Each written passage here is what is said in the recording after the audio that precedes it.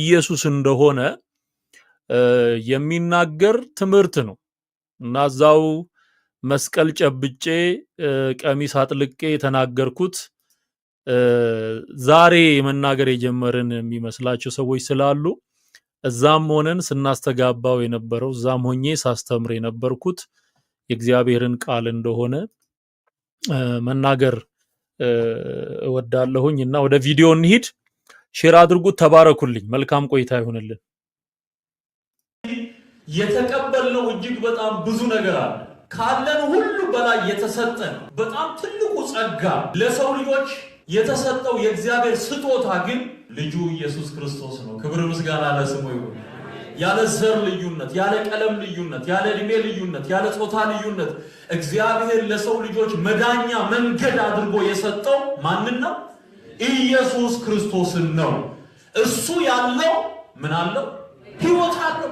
ሊያውም ታይቶ የሚጠፋ አይደለም። እንደ አይን ጥቅሻ ወይም ደግሞ እንደ ቅጽበት ታይቶ የሚጠፋ ምድራዊ ሕይወት አይደለም። ምን አይነት ሕይወት ነው? የዘላለም ሕይወት። ስለዚህ ልጁ አለን ብለን ስናምን በኢየሱስ ክርስቶስ መኖራችንን፣ እምነታችንን፣ ተስፋችንን፣ ትምክታችንን በሱ ላይ ማድረጋችንን ያሳያል። ከውድቀት ያነሳን፣ ከሞት ያዳንን፣ ውበታችንን የልጅነት ውበታችንን የመለሰን፣ በኃጢአት የተጨማደደውን ገጻችንን አስወግዶ በአዲስ ቃል የወለደን፣ የሁላችን ተስፋ የሁላችን መዳኛ ኢየሱስ ክርስቶስ እሱ ያለው ሁሉ ነገር አለው። የዘላለም ሕይወት አለው። ብዙ የተጫነን መከራ አለ። ብዙ የተጫነን ፈተና፣ የሥጋ ሥራ፣ የህሊና ዕዳ፣ ያ በሙሉ ድንጋይ ነው ወገኖቼ። ምናሸንፈው ኢየሱስ ክርስቶስን ስንይዝ የማሸነፊያ ሚስጥር የሆነውን ጌታ፣ የማሸነፊያ ቁልፍ የሆነውን ጌታ ስንጨብጥ ስንይዝ በሱ ውስጥ ስንኖር ነው መከራችንን ፈተናችንን የምናሸንፈው። ለምንድነው የሁሉ ጸሎት የተጸለየ ሀገራችን ከመከራ ማትወጣው? ለምንድነው የሁሉ መከራ የሚመጣው? ለምንድነው የሁሉ ሰው 24 ሰዓት የእግዚአብሔር ስም በሚጠራባት ሀገር እንቆቅልሹ የበዛው? ለምንድን ነው እንላለን አይደል? እንኳን እናንተ እኛ መጠየቅ ጀምረናል።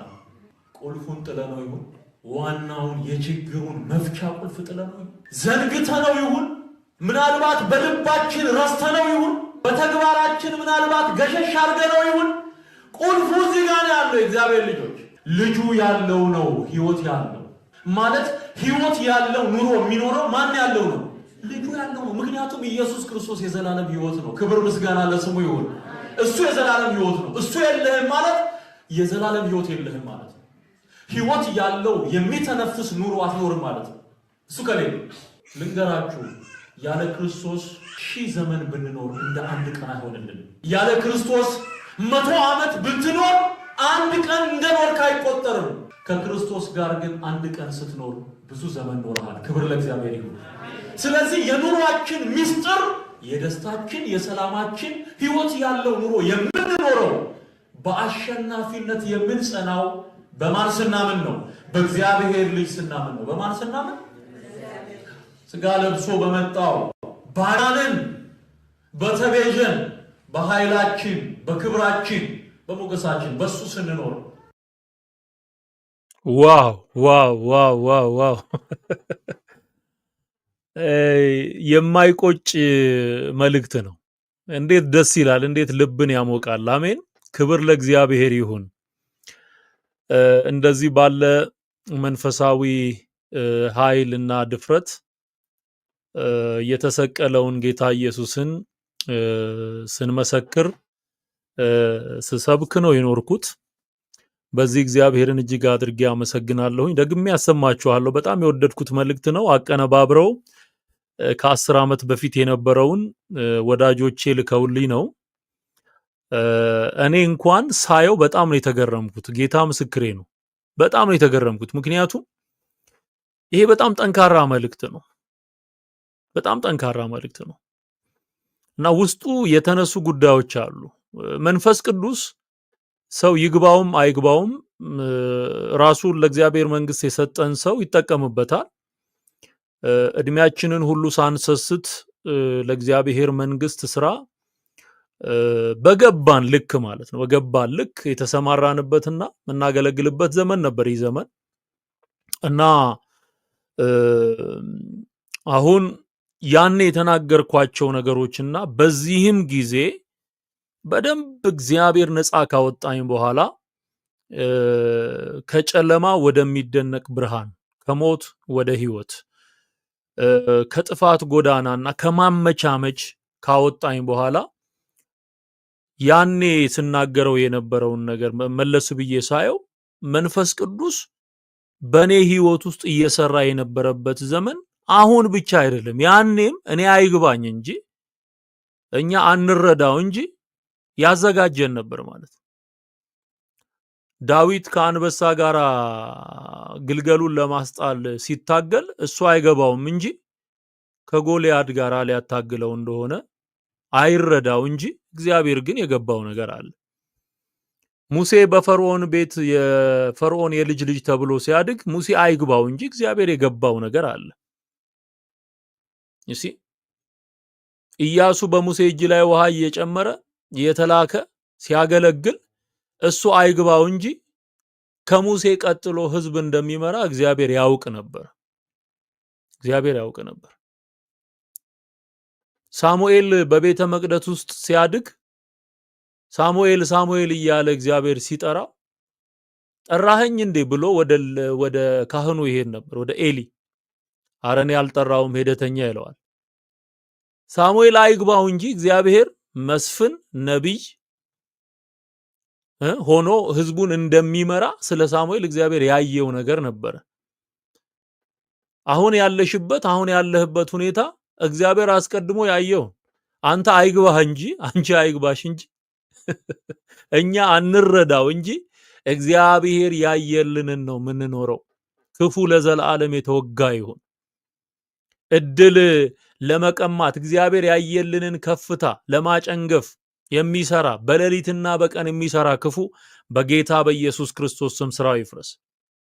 እግዚአብሔር ወዳየልን ነገር መድረሳችን ነው ትልቁ ነገር። ትልቁ ነገር እግዚአብሔር ልታመሰግኑ የሚገባው እግዚአብሔር በዘመናችሁ ሊሰራው ያሰበውን ነገር በክርስቶስ ኢየሱስ በእናንተ ህይወት ውስጥ እየፈጸመው ነው። ይሄ ነው በእኛ ህይወት እየሆነ ያለው። ይሄ ነው። እነዚህ መልእክቶች በመዝሙርም ይሁን በስብከትም የተናገርናቸው ነገሮች አሁን ከምንናገረው ፍሬ ካለው የወንጌል እውነት ጋር አንድ ነው። ስሜቱን ስታዩት። ስለዚህ በእኛ ውስጥ የሚሰራ አየው ማደሪያው አድርጎ የሚሰራን መንፈስ ቅዱስ ነው ማለት ነው። ምስክሮች የሚያደርገን መንፈስ። ይሄ ደግሞ ከእግዚአብሔር ዘንድ የሚሆን እንጂ ሰው በራሱ ፈቃድ የሚያደርገው አይደለም። ከልጅነትህ ጀምሮ እግዚአብሔር ባንተ ህይወት ውስጥ ዛሬ ምን ደረጃ ላይ ነው ያለው? የትኛውን ከፍታ ነው የረገጥከው? አሁን የደረስክበት ደረጃ የደረስከው እግዚአብሔር ባንተ ህይወት ውስጥ ሊሰራ ካሰበው አጀንዳና ዓላማ የተነሳ ነው። ስለዚህ ይሄንን ስትናገሩ በእርግጥ ደስ የማይላቸው በጣም ብዙ ሰዎች አሉ። ደግሞ ምስኪን የሆኑ የተነገራቸውን ወንጌል የተነገራቸውን እግዚአብሔርን ቃል የሰሙ የተጠቀሙ በዚህን ጊዜ ኦርቶዶክስ ውስጥ ሆነ ያስተላለፍከው መልእክት እኮ ያንን ሰምቼ ነው ጥያቄ የተፈጠረብኝ የሚሉ ክርስቲያን የሆኑ ሰዎች አሉ።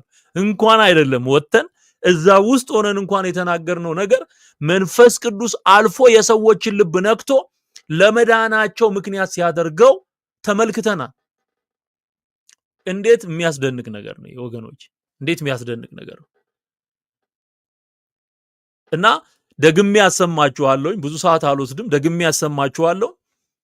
እያንዳንዱን ፍሬዝ በየተራ ካየነው በጣም የሚገራርም ነገር ነው ውስጥ ያለው። ስለዚህ ይሄ የእግዚአብሔር አጀንዳ ነው ማለት ነው።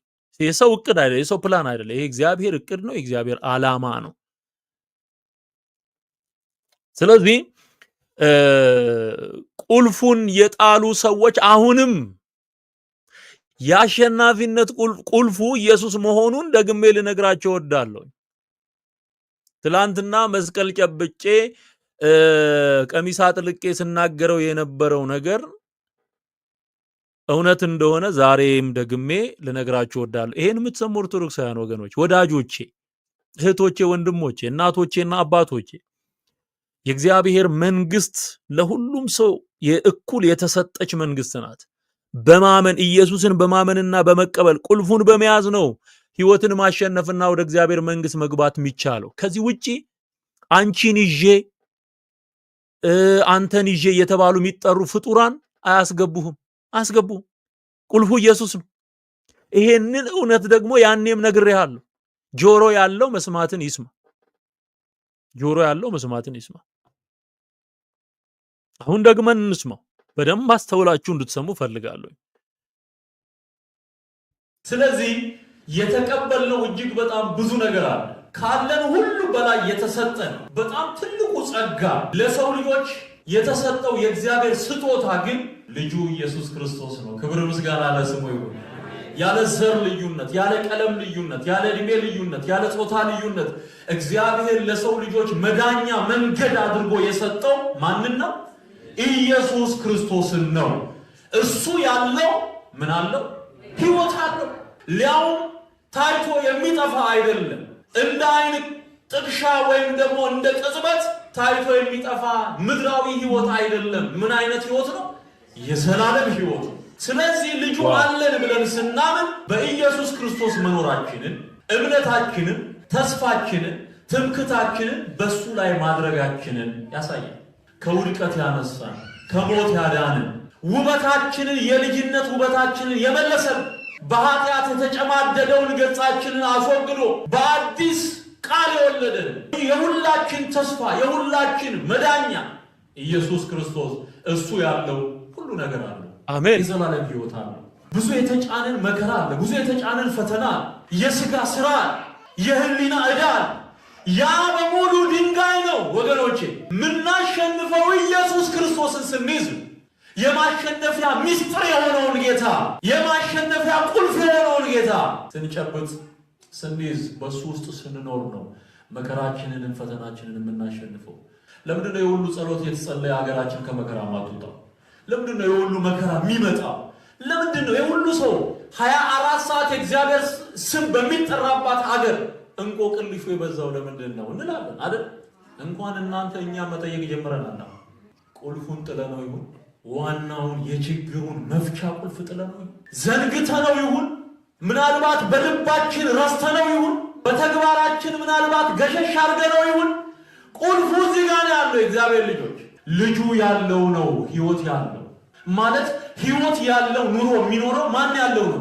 ልጁ ያለው ነው። ምክንያቱም ኢየሱስ ክርስቶስ የዘላለም ሕይወት ነው። ክብር ምስጋና ለስሙ ይሁን። እሱ የዘላለም ሕይወት ነው። እሱ የለህም ማለት የዘላለም ሕይወት የለህም ማለት ነው። ሕይወት ያለው የሚተነፍስ ኑሮ አትኖርም ማለት ነው። እሱ ከሌለ ልንገራችሁ፣ ያለ ክርስቶስ 1000 ዘመን ብንኖር እንደ አንድ ቀን አይሆንልን። ያለ ክርስቶስ 100 ዓመት ብትኖር አንድ ቀን እንደኖርክ አይቆጠርም። ከክርስቶስ ጋር ግን አንድ ቀን ስትኖር ብዙ ዘመን ኖርሃል። ክብር ለእግዚአብሔር ይሁን። ስለዚህ የኑሯችን ምስጢር፣ የደስታችን፣ የሰላማችን ሕይወት ያለው ኑሮ የምንኖረው በአሸናፊነት የምንጸናው በማን ስናምን ነው?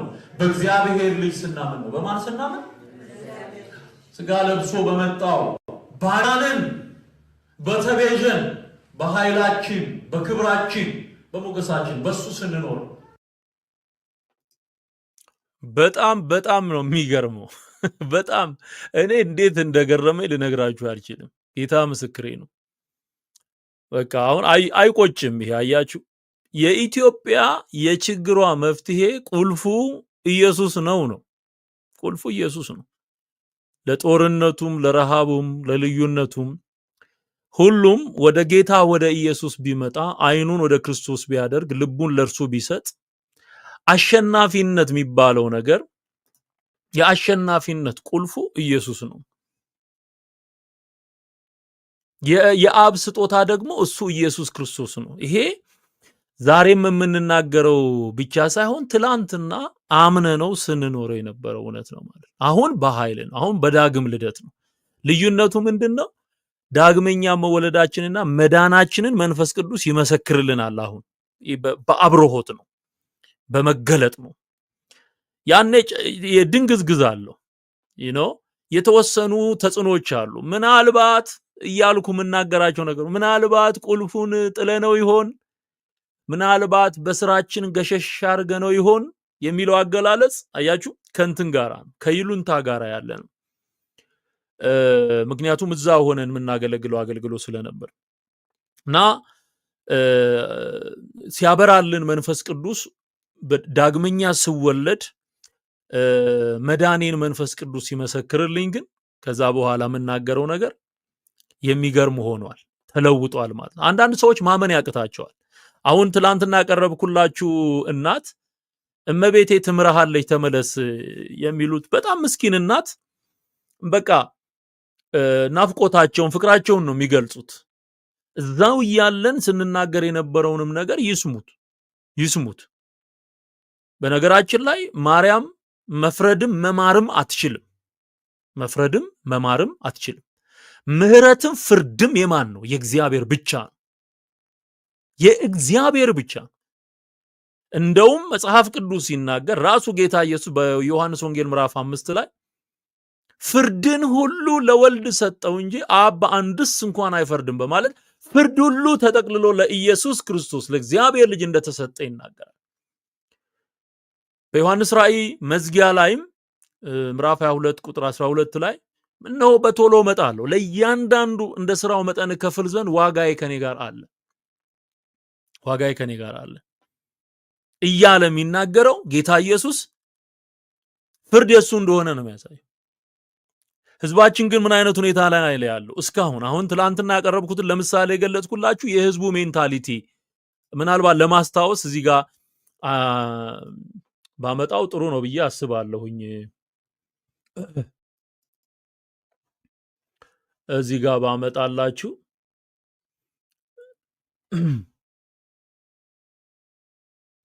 ኦኬ ትላንትና ያቀረብኩትን ቪዲዮ ማለት ነው። ይሄንን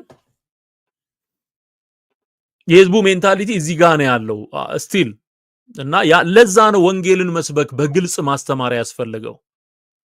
ታው እኔ መሰለ ድምጥህን ይዘህ እኔ ጌታ መቤትን ትክዳት እሷ ማሪናት ትምርሃለች ተመለስ።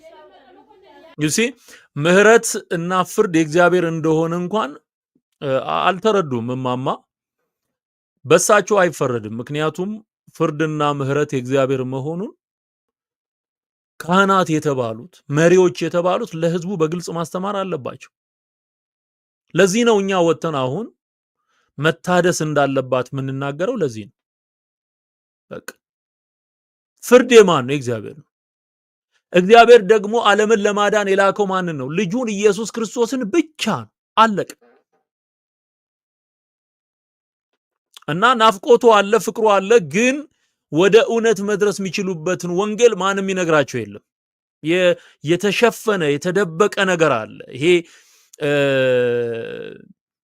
የእንጀራ ጉዳይ ሆኖባቸው ወንጌልን ሸቅጠው የሚናገሩ ሰዎች ብዙ ናቸው። በዚህ ምክንያት ህዝባችን ጨለማ ውስጥ ነው ያለው።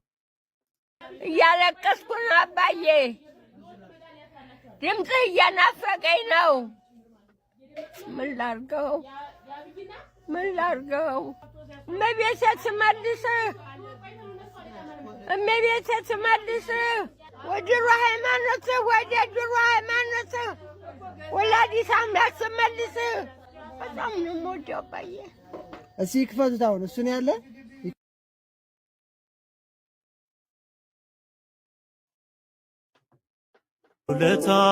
ውለታህን እንዴት ረሳለሁ? ስጦታህን እንዴት ረሳለሁ? የኔ ጌታ ገና ዘምራለሁ። የኔ ጌታ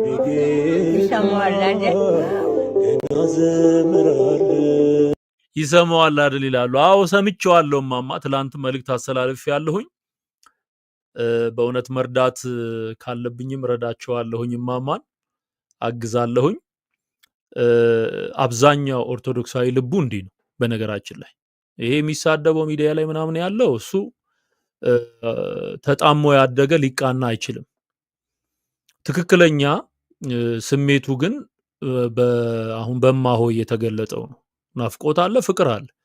እኔም ልብ ውስጥ ተመሳሳይ ነገር ነው ያለው። ጥላቻ የሚባል ነገር የለም እና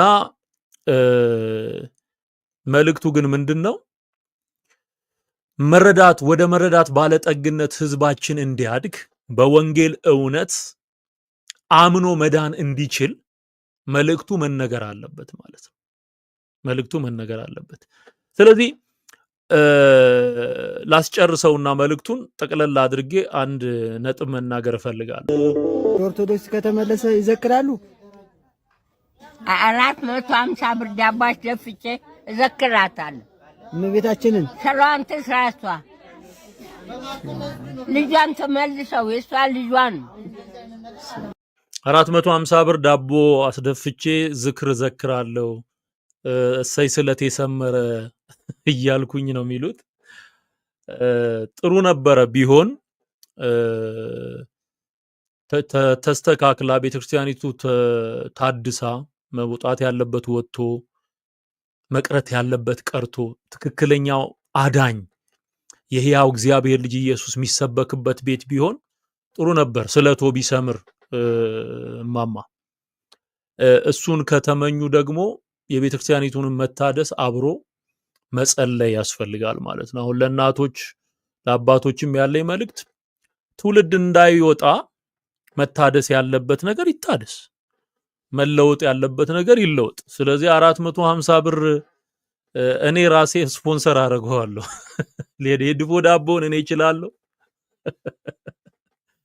ዝክሩ ደግሞ የምስጋና ይሆንና ለጌታ ይቀርባል። ከዛ በኋላ ተሰብስበን ጌታን እናመልካለን። ምንም ችግር የለም። እና ልጇ ነው የእመቤቴ ልጇ ነው። አዎ እኔ ምንም ችግር የለብኝም በዚህ። እውነት ለመናገር ማርያምንም ጠልተን አይደለም የወጣ ነው። እንደውም ክርስቶስ ኢየሱስን ሰዎች ሲወዱ የኢየሱስን እናት ሊጠሉ አይችሉም በምንም ተአምር። ይኸው ማርያምን መጥላት አማኝ የሆነ ሰው ማርያምን መጥላት አይችልም። እንኳን አይደለም ማርያምን ጠላታችሁን ውደዱ ተብሎ በጌታ በኢየሱስ ክርስቶስ ቃል የተነገረን ሰዎች ነን። እንኳን ማርያምን ጠላቶቻችንን እንኳን መውደድ እንዳለብን ተምረናል። ስለዚህ ማርያምን እንወዳታለን አንጠላትም። የማርያም ጠላት ብለው የሚናገሩት ሰዎች ናቸው እንጂ ማርያምን እንወዳታለን። እንኳን ማርያምን ጠላቶቻችንን እንኳን እንድንወድ ስለተማርን። ስለዚህ በመንፈሳዊው መረዳት ማርያምን እናት ባደረገ መረዳት ልንቀበለው እንችላለን፣ ችግር የለብንም። እህታችን ናት። በክርስቶስ ኢየሱስ እናታችንም እህታችንም ዘመዳችንም ናት ማርያም። የማንኛውም አማኝ ትክክለኛ ዕውቀቱ ይሄ ነው ብዬ አስባለሁ እንጂ ጥላቻ ሊኖረው አይችልም። ነገር ግን በኦርቶዶክስ ውስጥ የምትነገረው ማርያም የኢየሱስ እናት ማርያም አይደለችም።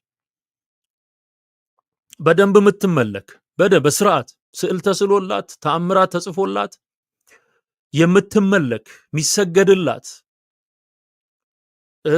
ቤዛዊተ ኩሉ ዓለም የምትባል ኢትዮጵያ አካባቢ ያደገች ኢትዮጵያ ውስጥ ተወልዳ ያደገች አባቷና እናቷ ደግሞ ለኢየሩሳሌም ለመሳለም ሄዶ እዛ ያደገች ተብላ የተገለጸች ማርያም እኛ እናውቅ። መጽሐፍ ቅዱስ ላይ የለም እንዲህ አይነት ማርያም የለች። እኛ የምናውቃት ማርያም የኢየሱስ እናት ማርያም መጽሐፍ ቅዱስ ላይ ሉቃስ ላይ ማቴዎስ ላይ ማርቆስ ላይ የተጻፈላት በቂ የሆነ መረጃ አላት። ያንን ስለዚህ ህዝባችን ቁልፍ የሆነውን ጌታ ኢየሱስን እንዳያውቅ የተደረገ ድብብቆሽ አለ። አዮ አንድ ወርቅነቱ የሚታወቀው ተቆፍሮ ከአፈር ውስጥ ወጥቶ ነጥሮ ወርቅ መሆኑ የሚታወቀው ያን በክርስቶስ ወንጌል ላይ እንትን የሰራ ሽፋን የሰራ ልክ ወርቁ በአፈር እንደተሸፈነው የተለያየ አይነት የአምልኮ ስርዓት የተረተረት አስተምህሮ የከበበውን ያንን ወርቅ የሆነውን እውነት አራግፎ ወርቁን ብቻ ማውጣት ያስፈልጋል፣ ሌላውን መተው። ስለዚህ ምናልባት የሰሞኑን የወጡ መዝሙሮች አልሄድም ወደኋላ ከፊት ያለው ጌታ ኢየሱስ አለው መላ እነዚህ መዝሙሮች በቅርቡም ትላንትና ነው 5 ቀን በፊት የለቀኩት ደግሞ ቪዲዮ አለ። ያው ሲያዩ እናቶች ያንን ሲያዩ የራቅን ነው የሚመስላቸው። ነገር ግን ወደ እግዚአብሔር መንግስት ነው እየጠራናቸው ያለነው። እምነት ከሃይማኖት ተለይቶ መታየት አለበት። እዛም ሆነን ስንናገር የነበረው ይሄ ነው እንዳሳየዋችሁ። እንግዲህ የተቀበልነው እጅግ በጣም ብዙ ነገር አለ። ካለን ሁሉ በላይ የተሰጠን በጣም ትልቁ ጸጋ ለሰው ልጆች የተሰጠው የእግዚአብሔር ስጦታ ግን ልጁ ኢየሱስ ክርስቶስ ነው። ክብር ምስጋና ለስሙ ይሁን። ስጦታው ክርስቶስ ኢየሱስ ነው። ይሄን ስጦታ ህዝባችን እንዲቀበል የአብን ስጦታ እንዲቀበል ኢየሱስን ተቀበሉ እያልን ነው እየተናገርን ያለ ነው። ሌላ ነገር አይደለም። እዛም ሆኜ ስነግራችሁ የነበረው ይሄንን ነው። ስለዚህ እማሆይም ይሄን መልእክት የሚሰሙ እናቶችም አባቶችም በክርስቶስ ኢየሱስ ማመን ማለት ጌታ ኢየሱስን መቀበል ማለት ነው። ጌታ ኢየሱስን መቀበል ማለት በልብ አምኖ በአፍ መመስከር ማለት ነው። ይሄንን ያላደረገ ሰው በክርስቶስ ኢየሱስ አምኖ ያልመሰከረ ሰው የዘላለም ህይወት የለውም። ሰው በየትኛውም ዘመን ተጠርቶ ሊሄድ ይችላል ወይ የጌታ ቀን ሊደርስበት ይችላል። የሚሻለው ተዘጋጅቶ መኖር ነው። ለሰው ሞት ከሱም በኋላ ፍርድ እንደተመደበበት ይላል ዕብራውያን ምዕራፍ 9 ላይ ቁጥር 28 ጀምሮ ስታነቡ ለሰው መጀመሪያ ሞት ተመድቦበታል፣ ቀጥሎ ደግሞ ፍርድ አለበት ነው የሚለው። በመሃል ሌላ ነገር የለም። ከመሞት በፊት ግን የንስሐ ቻንስ አለ፣ እድል አለ። ሰው በምድር ሳለ ነው ንስሐ ገብቶ ጌታ ኢየሱስን ተቀብሎ ከሞት ከፍርድ ማምለጥ የሚችለው እና ይሄ መልእክት ትላንትም የተነገረው ዛሬም እየነገርናችሁ ያለው የክርስቶስ ኢየሱስ ወንጌል ነው። የተሰጠን ውድ ስጦታ ኢየሱስ ነው። በቃ እግዚአብሔር በማንም በኩል እንድንድን ስጦታ አልሰጠንም፣ ሌላ ፍጡር አልሰጠንም። የሰጠን ኢየሱስ ክርስቶስን ነው። አንድ ልጁን ነው። ቴንክ ዩ ሚሚ። አዎ ለሰዎች አንድ ጊዜ መሞት ከእርሱም በኋላ ፍርድ እንደተመደበባቸው። ስለዚህ ሰው ይወለዳል፣ ያድጋል፣ አግብቶ ተድሮ ወልዶ ምን ብሎ ከዛ ሲያረጅ ይሞታል፣ ወይ በአጋጣሚ በአደጋ ሊሞት ይችላል። ከዛስ ፍርድ ነው ያለው። ስቴፑ ይሄ ነው። ሰው ይኖራል፣ ከዛስ ይሞታል፣ ከዛ ይፈረድበታል። ከሞት በኋላ በፍትሃት በሃይማኖታዊ ስርዓት በዝክር በድግስ ለቄሶች በማብላት በሰውየው በሞተው ሰው ስም ወይም በሞተችው ሴትዮ ስም በሚደረግ ተዝካር ሰውየው ወደ እግዚአብሔር መንግስት ሊገባ አይችልም። ይሞታል፣ ይፈረድበታል። በቃ እሱ ትክክለኛው አካሄድ ነው። ሌላው ያላመነ ዛሬ ጌታ ኢየሱስን ያልተቀበለ እየኖረ ያለው በፍርድ ውስጥ ነው። የዮሐንስ ወንጌል ምዕራፍ 3 ላይ ጌታ ኢየሱስ ያስተማረው ትምህርት ይሄንን ያረጋግጥልናል። እንደዚህ ይላል፣ ዓለም በልጁ እንዲድን ነው እንጂ በዓለም እንዲፈርድ እግዚአብሔር ወደ ዓለም አላከውምና በእርሱ በሚያምን አይፈረድበትም። በማያምን ግን በአንዱ በእግዚአብሔር ልጅ ስም ስላላመነ አሁን ተፈርዶበታል። ፍርዱ ከአሁን ነው የሚጀምረው። ስለዚህ ከፍርድ የሚያመልጠው እዚህ ምድር ላይ ሆኖ ነው። ቻንሱ ያለው አሁን ነው ማለት ነው። የጳውሎስ መልእክት ላይም ቆሮንቶስ ላይ የመዳን ቀን አሁን ነው ይላል። አሁን እስቲ አውጡልኝ እሱን ጥቅስ። አሁን ነው። ስለዚህ ፍርድም አሁን ነው፣ ህይወትም አሁን ነው ማለት መዳንም አሁን ነው። ስለዚህ ሰውየው ጊዜው ሲደርስ ይሞታል እንጂ ጌታ ኢየሱስን ንስሐ ገብቶ ጌታ ኢየሱስን ተቀብሎ ተዘጋጅቶ ካለ ከሞት በኋላ ህይወት አለው። ንስሐ ካልገባ ጌታን ካልተቀበለ ግን በእርሱ ስላላመነ አሁንም ተፈርዶበታል። ሲሞትም የፍርድ ሰው ነው። ምንም ተስፋ የሚባል ነገር አይኖረውም ማለት ነው።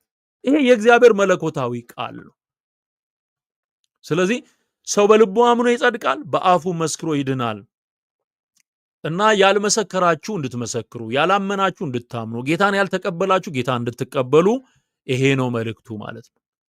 እናቶቼ፣ አባቶቼ፣ ኦርቶዶክሳውያን እህቶቼ፣ ወንድሞቼ በጣም ነው የምወዳችሁ።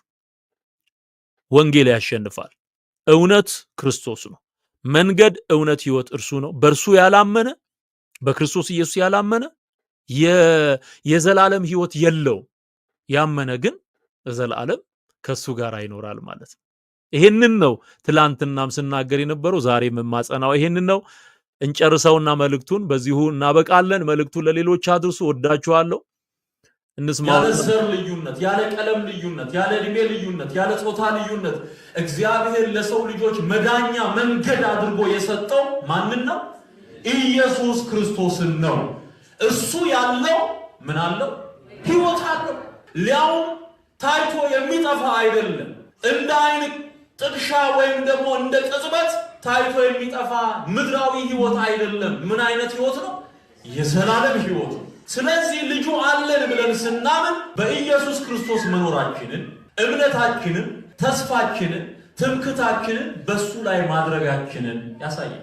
ከውድቀት ያነሳን፣ ከሞት ያዳንን፣ ውበታችንን የልጅነት ውበታችንን የመለሰን፣ በኃጢአት የተጨማደደውን ገጻችንን አስወግዶ በአዲስ ቃል የወለደን፣ የሁላችን ተስፋ የሁላችን መዳኛ ኢየሱስ ክርስቶስ እሱ ያለው ሁሉ ነገር አለ።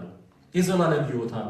ብዙ የተጫነን መከራ አለ። ብዙ የተጫነን ፈተና፣ የሥጋ ሥራ፣ የህሊና ዕዳ፣ ያ በሙሉ ድንጋይ ነው ወገኖቼ።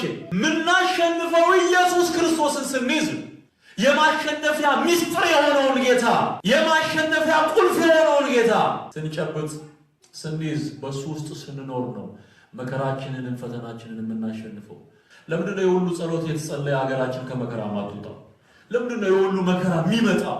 ለምንድነው የሁሉ ሰው 24 ሰዓት የእግዚአብሔር ስም በሚጠራባት ሀገር እንቆቅልሹ የበዛው? ለምንድን ነው እንላለን አይደል?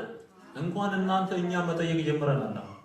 ቁልፉን ጥለነው ይሁን ዋናውን የችግሩን መፍቻ ቁልፍ ጥለነው ይሁን ዘንግተነው ይሁን ምናልባት በልባችን ረስተነው ይሁን በተግባራችን ምናልባት ገሸሽ አድርገነው ይሁን ቁልፉ እዚህ ጋር ያለው የእግዚአብሔር ልጆች ልጁ ያለው ነው። ሕይወት ያለው ማለት ሕይወት ያለው ኑሮ የሚኖረው ማን ያለው ነው?